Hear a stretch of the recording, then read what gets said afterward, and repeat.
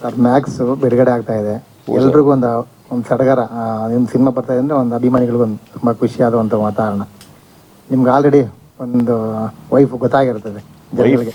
ಅಲ್ಲ, ಒಂದು ವೈಬ್ ಹಾಂ, ಹೇಗೆ ಅನ್ನಿಸ್ತಾ ಇದೆ ಸರ್? ಆ್ಯಕ್ಚುಲಿ ಏನಿದೆ, ಅವ್ರು ನೀವು ಸಂಭ್ರಮ ಅಂತ ನೀವೇ ಹೇಳಿದ್ರಿ, ಅದರಲ್ಲೇ ಖುಷಿ ಇದೆ ಅಷ್ಟೇ. ನನಗೆಲ್ಲ ಗೊತ್ತಾಗ್ತಾ ನಾನು ಬರೀ ಇದರಲ್ಲಿದ್ದೀನಿ. ನನಗೆಲ್ಲೂ ಅಂತ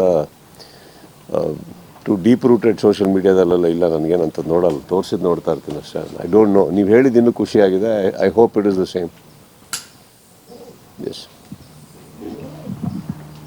ಸರ್, ಅಂದರೆ ಪ್ರತಿ ವೇದಿಕೆಯಲ್ಲೂ ನೀವು ಹೇಳೋಂಥ ಮಾತಂದರೆ, ನಾನು ಕೇಳುವಂಥ ಪ್ರತಿ ಕತೆ, ನಾನು ಮಾಡುವಂಥ ಪ್ರತಿ ಪಾತ್ರ ಅದು ಸಿನಿಮಾಗೆ ಪ್ರತಿ ಸಾರಿ ಹೊಸದಾಗಿರುತ್ತೆ. ಹೀಗಾಗಿ ನಾನು ಪ್ರತಿಯೊಂದು ಸಿನಿಮಾನು ಫಸ್ಟ್ ಸಿನಿಮಾ ಅಂತಲೇ ಸೆಲೆಬ್ರೇಟ್ ಮಾಡ್ತೀನಿ ಅಂತಂದ್ರಿ.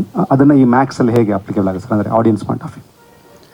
ಅಲ್ಲ, this is new to me sir. ಈ ಸ್ಕ್ರಿಪ್ಟ್ ನನಗೆ ಹೊಸದು, ಒಂದು ರಾತ್ರಿ ಕತೆ ಅನ್ನೋದೇನಿದೆ ನನಗೆ ಹೊಸದು. ಅದರಲ್ಲಿ ಮೇಯ್ನ್ಲಿ ಒನ್ ನೈಟ್ ಸ್ಟೋರಿ ಅಂತ ಬಂದಾಗ ಇದರ್ it is a love story ಇರುತ್ತೆ, ಇಲ್ಲ ಹಾರರ್ ಥ್ರಿಲ್ಲರ್ ಇರುತ್ತೆ, ಇಲ್ಲ ಒಂದು ಯಾವುದೋ ಸಮಥಿಂಗ್ ಲೈಕ್ ದಟ್ ಆ ಜಾನ್ರದಲ್ಲಿ ಇರುತ್ತೆ. This is the first time ಒಂದು action oriented one night story ಬಂದಿರೋದು ನನಗೆ. And deep rooted commercial. Plus ನನಗೆ ಸಿನಿಮಾದಲ್ಲಿ ಇಷ್ಟ ಆಗಿದ್ದು the purpose of the film. ಈ ಸಿನಿಮಾದಲ್ಲಿ ಒಂದು ಕಮರ್ಷಿಯಲ್ ಅಂತ ತಕ್ಷಣ ಬರೀ ಫೈಟ್ಸು ಡ್ಯಾನ್ಸ್ ಅಂತ ಬರೋದಿಲ್ಲ.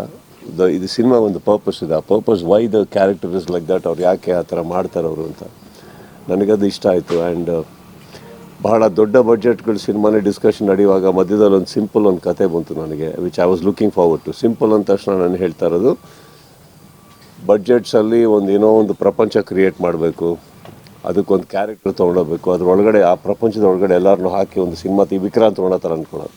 ಆ ಥರ ಇಲ್ಲದೆ ಇವತ್ತಿನ ಸಿನಿಮಾ. So as simple as today story ಅನ್ನೋದೊಂದಿತ್ತು. That's what I impressed me and I was looking forward to. But at the same time ಇದು ಬಂದಿದ್ದು ಆ screenplay speed and the characterisations ನನಗೆ ತುಂಬ ಇಷ್ಟ ಆಯಿತು.